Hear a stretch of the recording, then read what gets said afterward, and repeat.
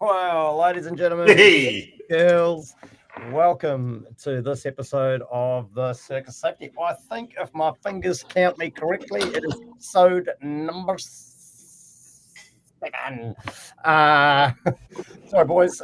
Big day yesterday here at little old Aotearoa with Anzac Day, so it's just kind of between the three of us. I'm struggling just a little bit. But welcome. Des, how are you, mate? I'm doing good. How about yourself? Yeah, very well, thank you, sir. Very well, thank you. You're looking a little bit like you're dressed for some cooler weather. It's not tropical here in little New Zealand, is it? I'm feeling the cold. It's certainly taken a turn over the last week, and the dawn service yesterday morning was pretty nippy. Yep, sure is. It's been to that time of the year for us here. Andy, how are you, mate? Yeah, good. I'm feeling the cold even more because I got back from Fiji only last Friday, so going from 31 degrees to this was just a shocker. Hang on, mate. Let's just check this out. Were you working in Fiji? Well, a couple of things. Firstly, there is a client of mine over there, so we did catch up. And secondly, bizarrely, this week has been the third National Fiji Safety Conference, and I flew out just before it. Well, I was thinking, how about for the fourth one, we make a play for that? Well, there we go. What do you know? So what's that? 2025, the Circus of Safety coming live from Fiji. You heard it here first. Hey, really quickly there, Andy, mate. How's our young apprentice Oliver going in the last fortnight? Well, clearly it's school holidays, so he's available for a chat. So why don't you ask him yourself, Oliver? Do you want to come on? Really? Come on board? Oh, hey, Oliver, how's it going? Good. Hey, how's the school holidays been treating you? Good. Yeah. Yep, pretty good. Now listen, every fortnight, I don't know if your dad's told you, but he tells us how your journey to safety is going as his young apprentice. So what have you been up to for the last couple of weeks, mate? So sometime this week, I have been testing out the Metanoia online safety training. Wow, that sounds pretty exciting. And hey, mate, listen, what's the feedback like on the online training from Metanoia Safety? Pretty good, yeah. That's not what he said earlier. I love it. That's not what he said earlier. Awesome. Hey, Oliver, listen, mate. I've got to ask you a question here, right? Your dad tells us that he works really, really hard. I mean, what do you think about that? Does your dad actually work really, really hard?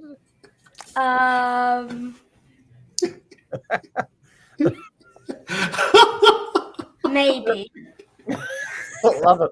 The fact that you had to think about it. Absolutely love it. Hey, listen, there's sorry to railroad you here, mate, but I think we've got a guest appearance here from Oliver. So I might actually switch over to Oliver to cover off your disclaimer. Is that going to be okay with you, Des? That suits me. Perfect.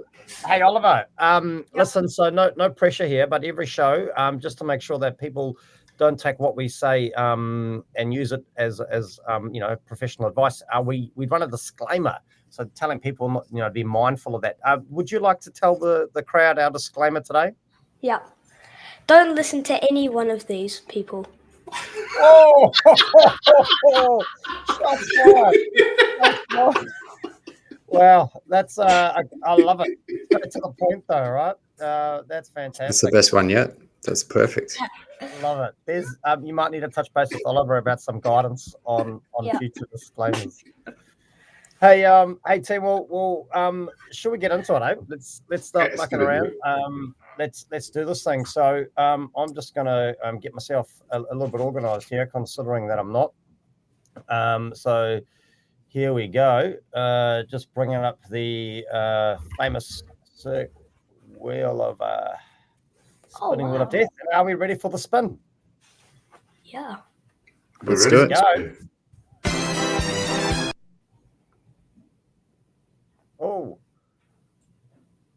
Oh, well, there we go. I'm not sure what happened to the sound there. That seemed to kind of fall over a little bit like my Friday morning. Do safety conferences really add value? Wow, what a topic! What a topic today. Welcome, Matthew Sadgrove. He's straight into it. Let's go. Episode 7 sure is. Hey, safety conferences, do they really add value? Des, love to get your initial thoughts on the topic, mate. It's a tough call because you never really know what sort of value you're going to get out of a safety conference when you sign up to one. But I think you get out of them what you put in. Wow. I think if I could sum it up in one sentence, that's probably what I'd say. Very philosophical, very philosophical. Andy, your initial thoughts, mate. Safety conferences, getting value out of them? Yeah, I think it's very much about the mindset and the purpose of the individuals going. I think I almost agree with Des in that if you've got a particular purpose, a particular topic that you're interested in, then yes, absolutely you can. The other side is it's the networking piece that I think adds a huge amount of value.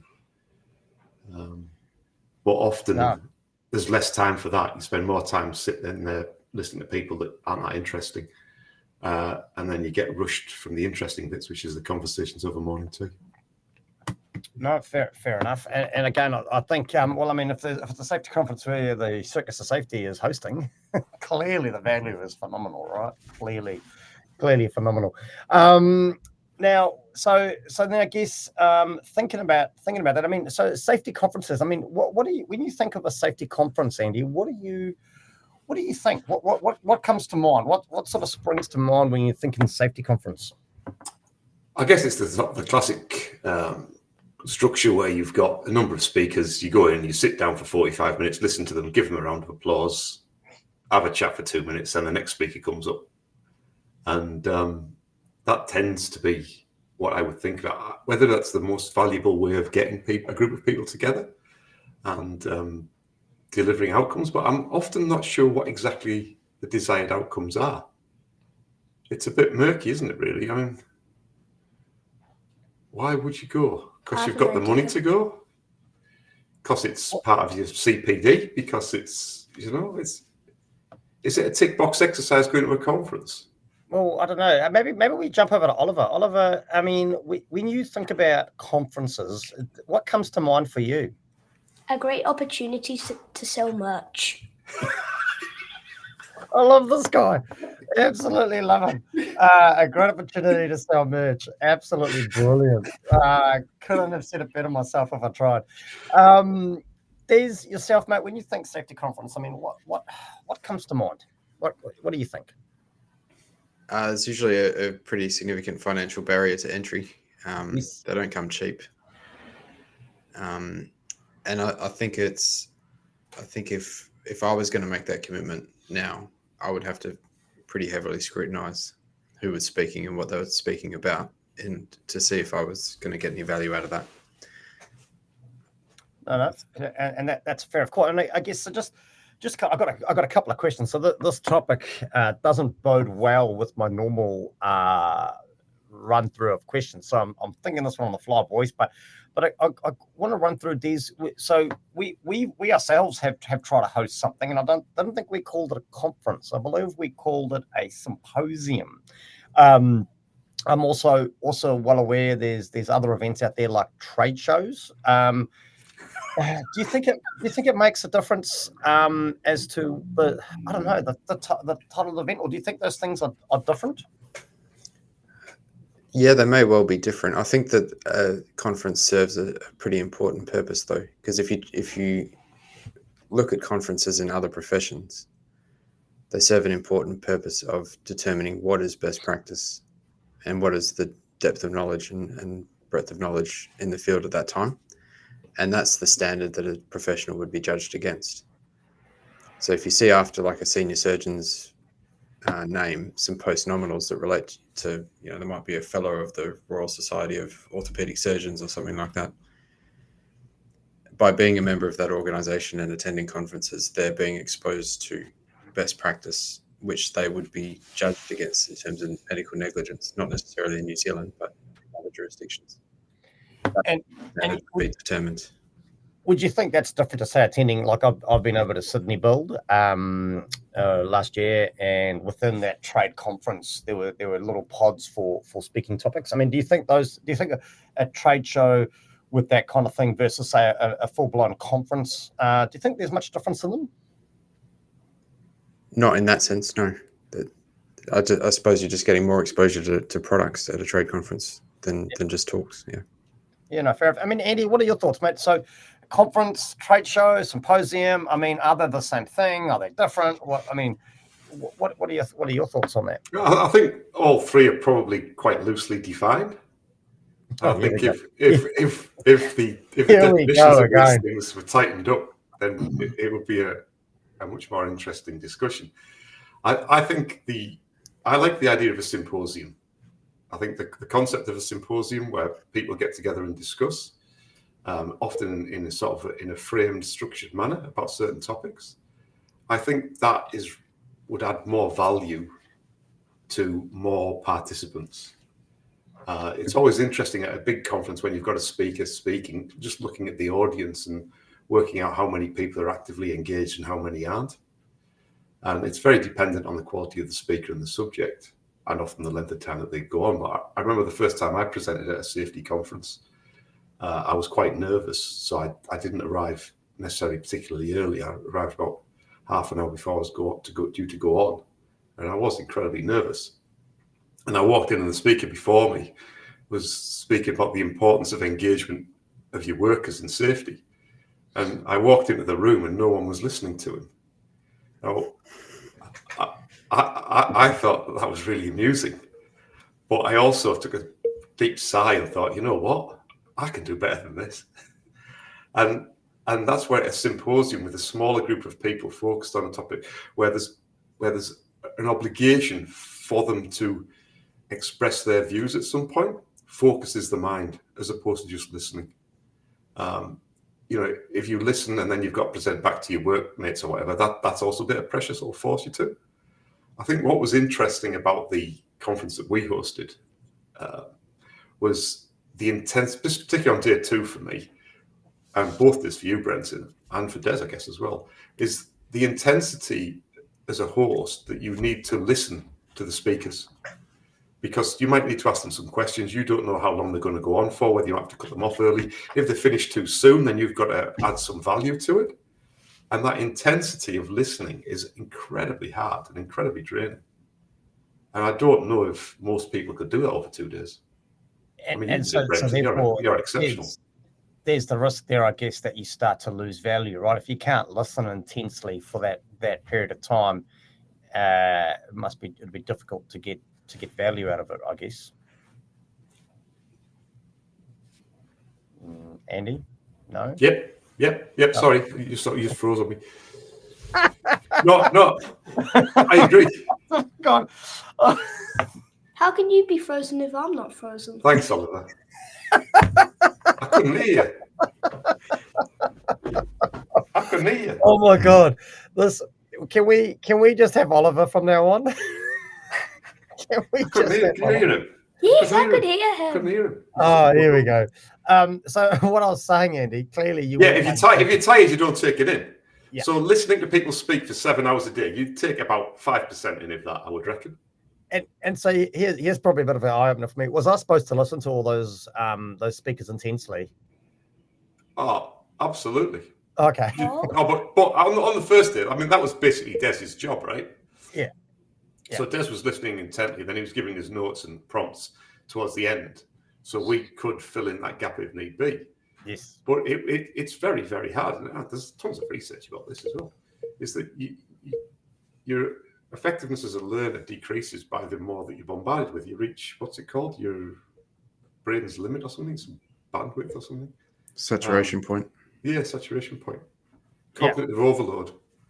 No, that's cool. And Matthew Sagrove, chiming in here adds a great comment. Value is completely subjective. And I think that's what we're starting to talk about, right?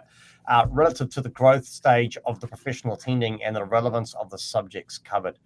Real value is in the connections made and the problems halved through sharing during this networking time. So this adds an interesting dilemma, right? So we go to a conference and we've spoken about the fact that often there's a massive barrier to entry, right?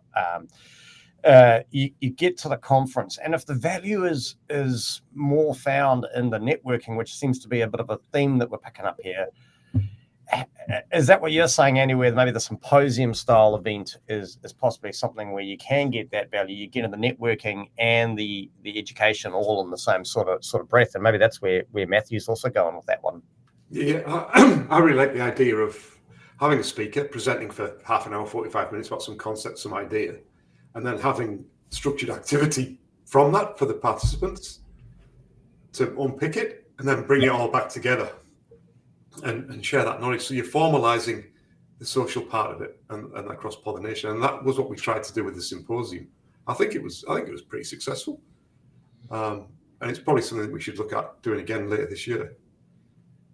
Yeah, no, fair. And Des, what about you? I mean, in terms of, I mean, you've got a team, right? You've got it's not just you yourself and you at your place of work. I mean, in terms of you get one of your employees come up to you and say, "Hey, Des, listen, I really would like to attend this particular conference or event or symposium." I mean, what are some of the things that are running through your mind when that individual, like, understanding that there is this cost barrier generally to entry? What's going through your mind when you're having a conversation with them? Exactly that this is a very tough business case to make. Some conferences are multiple thousands of dollars just to get in. And, I agree with Matthew Sadgrove's comment that value is completely subjective. But if you're trying to demonstrate that in advance for a business case to get that funding to attend a conference, that's a very difficult business case to make. And I probably would have to draw on my earlier point where, if the conference is the standard you're going to be held against as an organization, that's probably your strongest argument for that money, for that business case. Because, if there's a new type of harness that solves some particular type of problem and it was featured at the trade show and you didn't use it, but it was reasonably practicable to use, there's an argument against you from that. Wow. So what we're saying is when assessing the need or the want to attend a conference, we should put it on a FOMO scale. FOMO scale? Fear of missing out. Sorry, just for the young kids tuning into the show. So maybe we need to develop some kind of Circus of Safety FOMO scale for assessing relevance of attending a conference, which could be interesting. Now, there's sort of sticking with you, I guess that like you said, that's a real difficult thing. And I guess when we're assessing value of a conference, could we maybe look, what are your thoughts on it? And I'm just kind of having a thought, it's just kind of come to mind here, rather than trying to, and again, difficult, but listen, let's just amuse me here for a minute. What about assessing the value on the flip side? So would you expect one of your employees, if part of your team, you've gone, yep, sure, no worries, we'll spend this investment, we'll send you off to this conference. What are your thoughts on looking to gain the value on the other side? Where would you expect anything from them on return, such as presenting to the team, I don't know, running an in-house conversation or to dispel their learnings? What are your thoughts on that? Damn, good question. I would, at the very least, expect them to have pages of notes with sort of key takeaways and key points that they've picked up.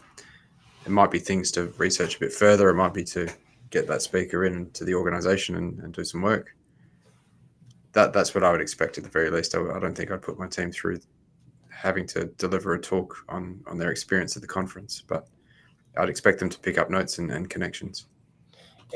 So I guess that makes it again difficult then to assess the value obtained, right? I mean, I can go scribble a whole bunch of notes, but for all we know, it's about my memoirs, right? But no, interesting. I mean, Andy, what are your thoughts? I mean, as an education professional, often I guess you try to assess the value of your delivery, post-delivery, with some kind of survey or question. I mean, what are your thoughts on trying to assess the value? I know it's a bit late. You've already chucked down a chunk of change on an event, but what are your thoughts? I think there should be, but again, it goes like Matthew's comment, what the expectation is and what the value is. I think a lot of organizations may send their safety people to conferences as almost a reward or as almost a tick box exercise. And you certainly get that indication on the end of day one of a 2-day conference, where it's okay, we've been through that. Let's now go and get drunk. I don't need a conference to do that. Yeah. But I think there's a degree of that, and do I have a problem with that? Not necessarily, because I think often working in safety in an organisation is particularly challenging because you're often the one person that works right across the whole organisation. You've got your fingers in every pie, as everyone knows you, and it is quite challenging. And I think it can be quite isolating as well. And I think just having an opportunity to go away for a couple of days from that and engage with other people that may be in a similar position is probably not a bad thing in itself. Whether there's any learnings that come from it is, I guess, to some organisations is almost irrelevant. And again, I guess that's the value that you guys spoke about at the start of this. Matthew again has kind of touched on it, and so maybe this is if there's any conference style event organisers that listen to the show, because that they very well could be.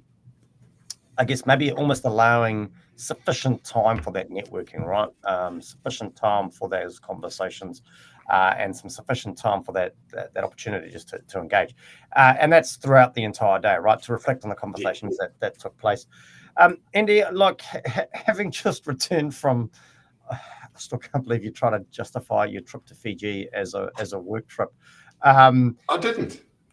You were thrown out like you were working. Oh, I got a client over there. And I have got a client over there. You can draw whatever conclusion you want. He does have a client over there, but he wasn't really working. Well, Oliver, we actually debate whether he works full stop. It was only for one day. That's definitely the theme we pick up with your dad, Oliver, that he tends to work one day a week. And the rest of the time he was in the pool. Keeps going. This is the gift. Hey, Oliver, can you take every second Friday off school and join us on the show? Yeah. And eventually, I think we just replace your dad with you. You're far funnier. Andy, sorry, got a bit distracted. So listen. New Zealand's a small country, right? We go to a conference, and if you're lucky enough, maybe it's an international keynote, or they've dialed somebody in. But in a country like New Zealand, where, listen, to be fair, we all sort of know each other. Maybe we don't know an individual personally, but we've probably heard an individual speak a number of times. I mean, what are your thoughts on potentially going abroad and looking at international conferences to get some more value out of it? Obviously, the cost increases, but will the return on investment increase alongside that? So, I'd love to get your thoughts on that. Again, I think if you approach it, we look at the aspect of gaining knowledge, like sort of the DES angle on it. I think that's probably not a bad thing. Certainly going to some conferences, maybe in North America. I mean, you've been to a few of these, Brenton. I don't want to drop or anything like that, but I'll talk about mine shortly. In I the think UK, we should. I think Oliver thinks we should. Because then we can sell more merch. This guy, hey, Oliver, we're looking for somebody to take over our marketing department. Yeah. Yeah. Love it. Yeah, I think that's good. But we have had some big speakers here, though. Yeah. Sidney Decker's been here several times. Eric Hallnagel's been here. Todd Conklin.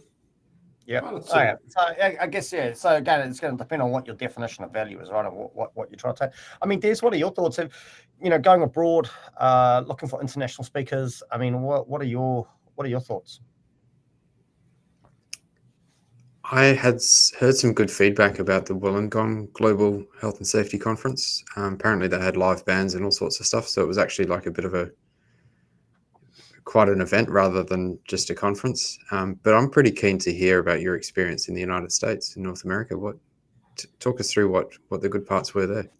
Yeah, well, I mean, so obviously a massive cost to entry there, having to get to the States as well. But for me, it was, and I guess I've been very lucky to have the opportunity recently to actually head over and attend.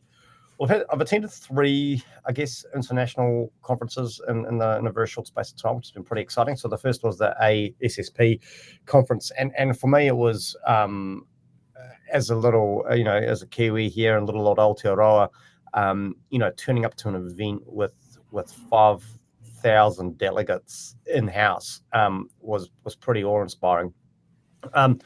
I guess one of my worries, and again, this is a useful thing you get familiar with. I guess one of my worries was the volume of information and the volume of possible learning. It can be quite intimidating in a large-scale event like that, because there's only so much time in the day, and there's so many things going on, so many different streams going on. Those event organizers have got it down pat to help you make those decisions, but there was a lot of FOMO going on, like, oh, I want to go to this one, but there's a fear of missing out on that. And I've also found it was interesting, and overall, I found the experience really impressive. And again, there was a lot of value in the learning in some of the speakers that I went and saw, but there's also probably a lot of learning in just having conversations with different people. So I met up with, at lunchtime, we'd head off to where we had lunch in America, for example, and we'd just go find a random table and sit down and start talking, and people pick up on your accent pretty quick and start having some really interesting conversations. So it wasn't necessarily about networking in the sense of meeting new friends, but more around just understanding the sort of stuff that they got to deal with, and it was fascinating. I met up with a couple of ladies. I'll never forget this conversation around, they worked for a pizza chain, and that they were talking about the how they got to deal with a lot of violent offending in terms of people turning up with robberies and the like, and how they were their biggest decision in terms of coming to the conference was, do they bring their weapon with them or do they check it at the airport? It was, and you're having these conversations with this woman, and she's straight faced, and it's just like it was pretty impressive. I also attended the World Congress, and that was a very interesting piece around getting perspectives globally, and they've brought a whole lot of people over to Sydney, which was which was a great event. A load of internationals, and just getting a feel for what was going on globally, especially when you're stuck down here in New Zealand, and we do tend to hear the same thing a little bit over and over again, was really impressive. A little bit more challenging with international speakers, though. I found, Andy, you spoke about that needing to listen piece. Needing to listen to somebody who's doing a great job where English is possibly their 3rd or 4th language, to try to take away the message was actually quite tiring and really hard work. But the value, I think, from some of those messages was key. And then Des, to be fair, the World Congress had a great party afterwards. That was probably the best moment in Sydney, meeting up with some international collaborators. So I definitely think there's value to be had, and I've enjoyed so far the international aspect of the conferences, from a networking perspective, but also just a clarity that what we're doing is actually all right here in New Zealand. Maybe our results aren't reflective of that, but some of the we're facing the same problems as others globally. Got another question for you boys. Sorry. Thanks for the opportunity to show pony there for a little bit. Appreciate that. Des, your thoughts. I'm just going to put it out there because this is going to be an interesting concept. Do you think that webinars have killed the conferences? I was kind of taking stock there from, radio killed the video stars from the presidents of the USA. But do you think, we're like podcasts, webinars, there's all this stuff out there which you could argue is adding your CPD value, adding your learning value, and then and often they're free, right? Like we don't charge, or maybe we should. Oliver, what are your thoughts? Should we charge people to listen to us? No, because we don't give advice really. Oh, cool, good. Love the theory. Fair enough. It's good, isn't it? Yeah. But there's so much out there, Des. Is the web, is these webinars, these podcasts, is that killing the conference space? What are your thoughts? Wow, what a great question. I honestly don't know. I mean, we saw conferences not be able to be used in that format during COVID, and they're back with a vengeance now. So there's something there that's missing from a webinar or a podcast or some other format. There's something there at a conference that people are willing to pay for and go back to year after year. I'm really interested to hear, Brenton, after your experience overseas, how would you structure a business case for a conference any differently now that you've experienced that side? Would I structure? Wow. So what are you putting in the business case now that you didn't put in before? Well, so firstly, I think it's not. So my first aspect of that is I wouldn't be putting it in annually, as an example, right? I don't think I'd be putting in a business case to go to the American conference again in the next little while, only because I think there's a lot of value in getting around. I think the value I'd also add, I'd be looking for is, so I'd be very, very selective about the conference that I was putting in for. And I think I'd be very hesitant in putting in for the same conference year after year. I think there's a lot of value to be added. Like I know there's this big conference coming up in slipped my mind. I was talking about it this morning, 2025, Japan. I think I've mentioned this to you boys. So I'd be interested in putting in a business case for that. And I guess what we're looking at from that aspect is, in New Zealand, we're such a melting pot of culture and such a melting pot of identities that, getting experience in other cultures and around what they're dealing with would add a lot of value to how we deliver safety here with such a range. So I'd be very mindful of where I was putting those conferences in, and I'd be very mindful of not putting in conferences at the same conference year after year. And I think the approach that I'd be taking is looking at it from a sort of a cultural intelligence point of view, and going, hey, listen, you could argue that safety is safety, and let's be fair, there's some cool tech and cool stuff coming out, but a lot of the principles of what we do don't really change per se, but how we deliver them to the different cultures we work with.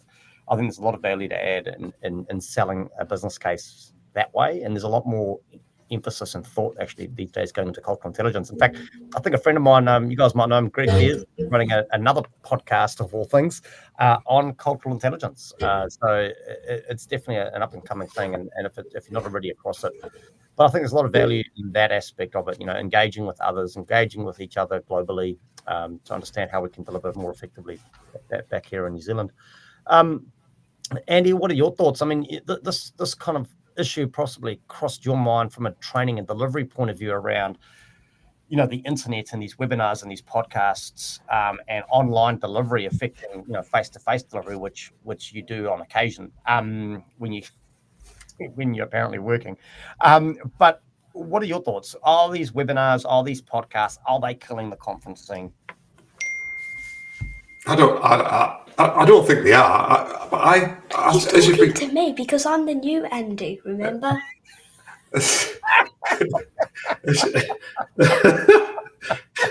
What do you think, Oliver? Love to hear what you think. Well, I don't really know, but if we need any events, this man's client in Fiji runs a business about events. Wow. So maybe he could help us run an event. Yeah, he could. Yeah. He could. That's what he does. Nice. It was in. And Andy, on your considering this is your last show before Oliver takes over, what are your thoughts? I think the webinar's a useful tool, potentially very useful if it's structured correctly. Often, the ones that I've been an audience member on, often it's just somebody talking at you, and you don't get that value. As a facilitator, you want the engagement piece, and that's what the symposium idea is much better, where you've got structured conversations sitting after it. I don't think that they've replaced conferences, because deep down, I think that people see going to a conference as a reward or as an opportunity, rather than as a learning experience. Interesting. And it would be great if there's any conference organisers or people that are involved in organising these sorts of events to chime in on the comments after the show once they watch it. But no, I mean it does. I guess we've got to be mindful with all this new stuff coming in that we don't lose the value of face-to-face connection, right? And in-person connection. I think there's a lot to be said for that. So we'll just put it out there. How about we? What do you think? Should we do another symposium this year? What do you reckon? Well, maybe we could run a poll. And I'd be keen to actually get it out of Auckland if there's interest. I know we've got a big listener base in Christchurch. I thought we had a big listener base over in Australia too. Maybe we could get a couple of symposiums rolling. But hey, shoot big, fall flat is my goal in life. Shoot big, fall flat. So Des, just as we wrap up this thing, I mean, what are your sort of takeaways, I guess, going forward now, thinking about conferences and the like? What are your final wrap-up thoughts, takeaways on the whole concept? My biggest takeaway from this talk is your idea of having a variety of conferences year on year. So not going to the same one, but going to a different one. I think that's a pretty cool idea. Cool. Awesome. Oliver, what are your thoughts, mate? Are you frothing to go sign up to a safety conference anytime soon? No. Wow. Again, love it. Straight to the point. Andy, what are your thoughts, mate? To conference or not to conference? I mean, yeah, what are your takeaways from today's show? Yeah, I think there's a value in them, but I don't think the value is often what people perceive the value to be. I imagine there's a lot of BS happens in people putting a business case together to go for one, when the reality is they just want a couple of days out of the office to catch up with some people that are suffering the same sort of problems that they're suffering with. So you could say that safety conferences are good for the well-being of safety practitioners. Wow. This brings another fascinating thing. What is a large group of safety people, a collective of safety people called? Is there a group name for us? A hierarchy. Hierarchy. What? But you make up some nonsense, eh? Absolute nonsense. What we love about you is you're straight faced when you say it. I guess my thoughts, I guess, wrapping it up. I definitely think there's value in conferences. I think like you said, I think Des, you touched on it earlier on. What that value is exactly, I think, is maybe is maybe the bit that we're missing. I think I don't know if we've actually landed on what that value is, and it'll be interesting to identify if we do land on what the value is of the conferences. Would the conference agenda as such, or the way they're run, would they potentially change to increase the value add in that space? So some interesting stuff there. I guess that brings us to an end. An interesting topic, like considering we have recently hosted a conference, and there could be some big news coming up again shortly, and also a poll coming out about whether we should host again another one of our symposiums or multiple symposiums. So feel free to chat in there to let us know what your thoughts are. So Des, what have you got lined up for the next couple of weeks, mate? It's a very quiet couple of weeks for me. Gripping life I lead, I know, but not much to say really. How about yourself? Oh, listen, I'm actually quite excited. I've got to be fair. In fact, I probably haven't told you boys this. We might need I don't know how we're going to plan this. I'm heading off to London. So just heading off back on the International Health and Safety Jaunt, off to the INSHPO annual business meeting and the ROSPA awards over in London. So quite exciting. If anyone's going to be over there, I leave on the 8th of May and I'm not back till like the 17th. So we just might need to organise the show a little bit differently, team, if that's okay with everyone. Des, just before we wrap up, just so you know, Julie Taylor has reached out and said, what a nice jumper you're wearing. Thanks, Julie. It's a very special one.